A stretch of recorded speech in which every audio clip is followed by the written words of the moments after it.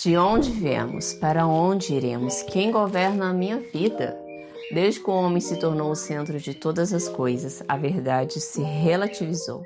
Porém, quando nos debruçamos sobre o livro mais vendido do mundo, vamos descobrir que existe uma verdade absoluta.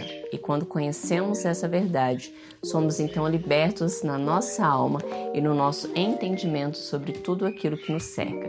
Vem comigo agora para o início de todas as coisas, lá no Jardim do Éden, para entendermos boa parte daquilo que aconteceu à humanidade.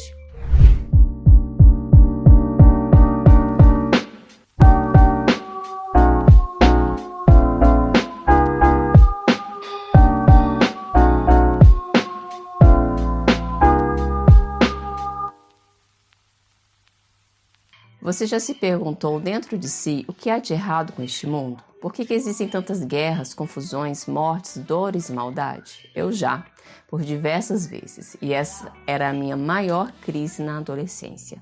Eu quero compartilhar com você algo que está escrito nos capítulos 1 e 2 do livro de Gênesis. E se você nunca leu, eu te convido a depois desse vídeo fazer a leitura, porque lá está o início de toda a confusão que nos cerca, inclusive aquelas que carregamos dentro de nós. Bom, vamos começar com o maior protagonista da história, o próprio Deus, que em sua soberania e poder criou todas as coisas em 6 dias e descansou para contemplar a sua criação no 7º dia. Eu quero que fique bem claro que Deus não nos criou porque estava carente ou necessitado de se relacionar com alguém. Deus é completamente resolvido e suficiente em quem Ele é.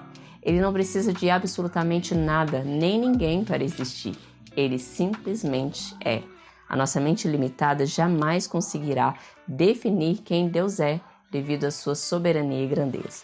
Ele não cabe na mente humana e o próprio céu está contido nele. Deus criou tudo o que existe para o seu inteiro deleite e prazer e criou também alguém que fosse a sua imagem e semelhança para transbordar nesse ser a sua essência. Ou seja, eu e você carregamos a imagem e a essência de quem Deus é. Atributos como compaixão, alegria, honra, altruísmo, beleza, satisfação, justiça, tudo herdamos dele. O coração humano tem anseios que provêm do próprio Deus. Por exemplo, amamos tudo que é belo, tudo que os nossos olhos querem contemplar, porque Deus é belo. Ele carrega beleza e isso nos fascina. A sua criação tem as marcas de quem Ele é. Como não ver um pôr do sol, sentir um cheiro agradável ou uma brisa do mar em nosso rosto e não sentir prazer e contentamento com essas coisas? Melhor do que tudo isso é a própria presença de Deus, e era isso que Adão e Eva tinham como privilégio, quando todas as tardes ou manhãs Deus descia ao jardim para caminhar e se relacionar com eles. Deus deu algo incrível para eles, que era a liberdade de escolha, o chamado livre-arbítrio. Afinal, a premissa do amor é a liberdade. Você escolhe amar alguém, e assim Deus fez com a humanidade. Criou seres capazes de fazer escolhas livres para decidir se queriam amá-lo ou não. Por isso, meus queridos, eu e você somos completamente livres para acreditar ou não, para amar ou não a Deus. E isso deveria te fazer refletir. Voltando para Adão e Eva, podemos perceber que Deus também os ensinava sobre o que era certo e errado. Você quer ver só? Deus coloca 2 árvores importantes no jardim, a árvore do conhecimento do bem e do mal e a árvore da vida, e coloca um limite para o homem. Deus diz para Adão em Gênesis 1:15, comam livremente de qualquer árvore do jardim, mas não comam da árvore do conhecimento do bem e do mal, porque no dia em que dela comer, certamente você morrerá. Pronto. Um limite foi dado a Adão. Afinal, como ele poderia escolher amar a Deus se ele não tivesse uma escolha a fazer? Agora ele tinha em suas mãos a oportunidade de obedecer a Deus ou não. Entendemos aqui que o homem não foi criado para ser Deus, por isso precisamos de limites. Ok, vamos prosseguir para o ápice dessa história, quando entra em cena a serpente, que biblicamente é a figura de Satanás, o anjo caído que se rebelou contra a maior autoridade do universo e que agora vive para atormentar e oprimir o homem. E não se preocupe se você não acredita na existência dele, porque isso também faz parte do plano dele para te levar junto para o inferno quando Cristo voltar. Em João 8,44, vemos que Satanás é o pai da mentira e ele utilizará de todas as formas para manter a mim e a você longe de toda a verdade que liberta a nossa alma, nossa mente e os nossos corações. Foi dessa mesma mentira que ele utilizou para enganar Adão e Eva no Jardim do Éden, ao dizer que, na verdade, Deus não queria que o casal comesse da árvore do conhecimento do bem e do mal, porque no dia em que eles comessem, eles seriam como o próprio Deus e seriam conhecedores do bem e do mal. Agora pense comigo, Adão e Eva haviam sido feitos à imagem e semelhança de Deus. Que papo foi esse de ser igual a Deus? É aqui então que vemos Eva sendo iludida pela serpente, se alimentando do fruto do conhecimento do bem e do mal e dando ao seu esposo Adão para que ele também se alimentasse do fruto. Gênesis 3:7 vai nos dizer que os olhos de Adão e Eva se abriram e perceberam que estavam nus. Perceba que eles não tinham essa consciência antes de comer o fruto. Era como se a nudez não fosse algo visível ou escandalosa para eles. Enfim, aqui está registrada a queda da humanidade e vamos perceber algo terrível que está por vir e finalmente entender o elo perdido entre o homem e o seu Criador.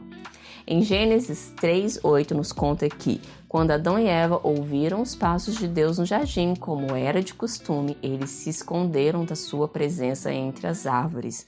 E veio então a grande pergunta: Adão, aonde está você? Vamos dar uma breve pausa aqui, porque eu quero refletir algo muito importante com você. Pense comigo.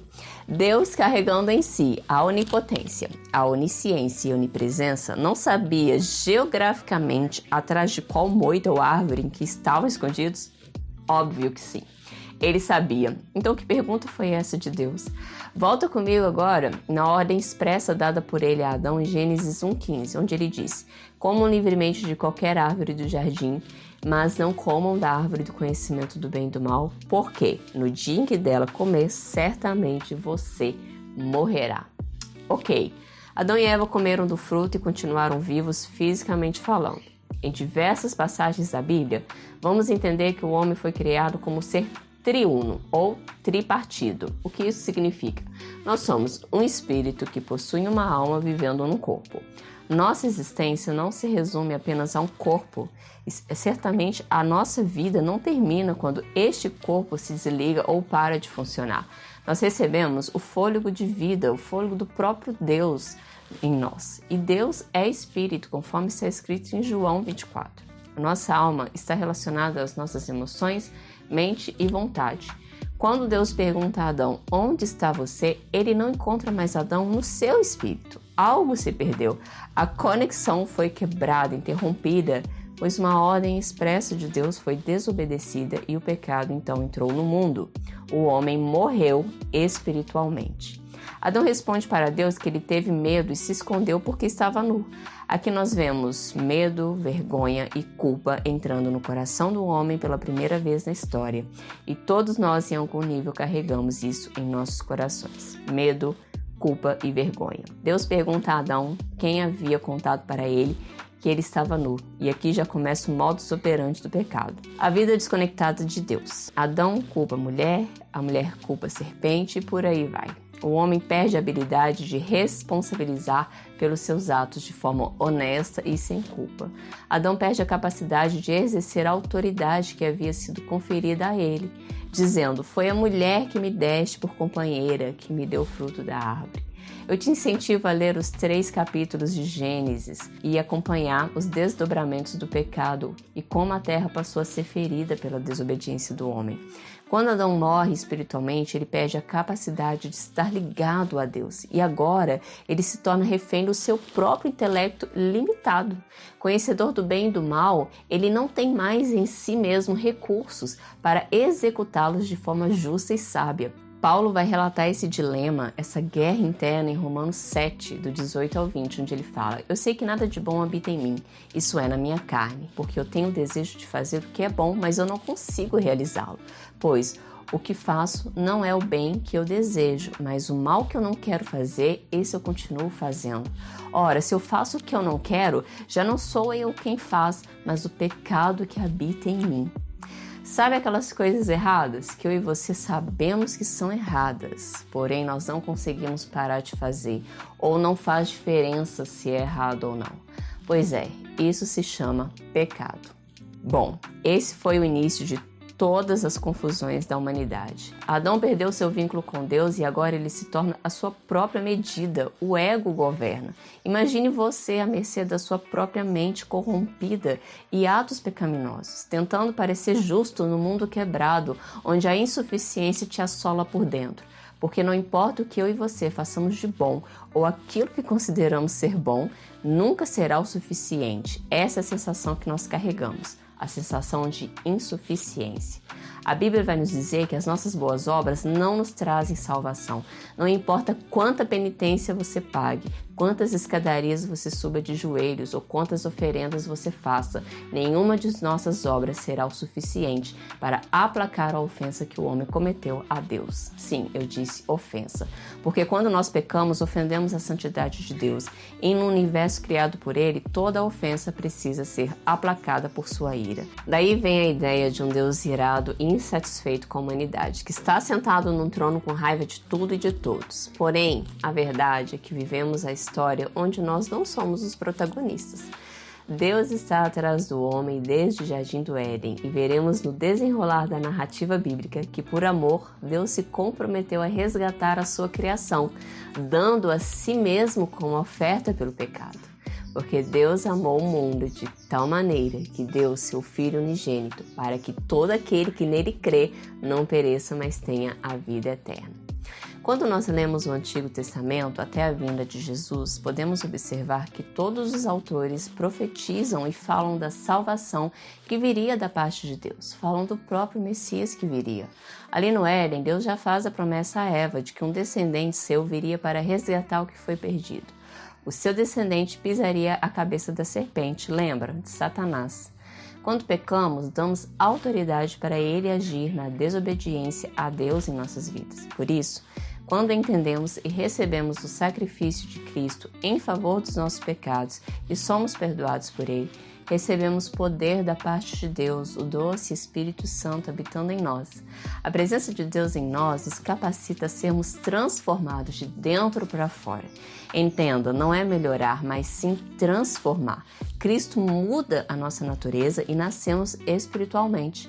Recebemos a vida perdida no Éden de volta. Jesus nos reconciliou com Deus num sacrifício perfeito. Eu e você jamais conseguiríamos nos justificar diante de Deus, porque até recebermos a Cristo, estaremos enfermos, doentes, mortos no nosso espírito, incapazes de nos achegar a Deus, pois o medo, a culpa e a vergonha de alguma forma nos assolam e nos prende a vícios, imoralidade, mentiras, dores e pecados. Dizem por aí que todos os caminhos levam a Deus, porém, Jesus é o caminho, a verdade e a vida.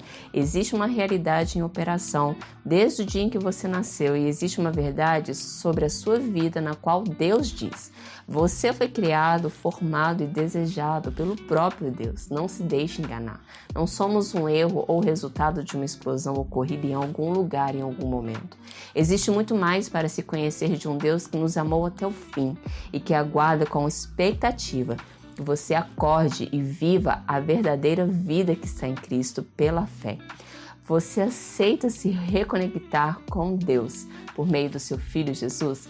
Deixe aqui nos comentários se você aceita e como essa mensagem chegou até você. Compartilhe com seus amigos e deixe o seu like para que mais pessoas sejam alcançadas e abençoadas por este conteúdo. Obrigada por vir até aqui. Que Deus te abençoe.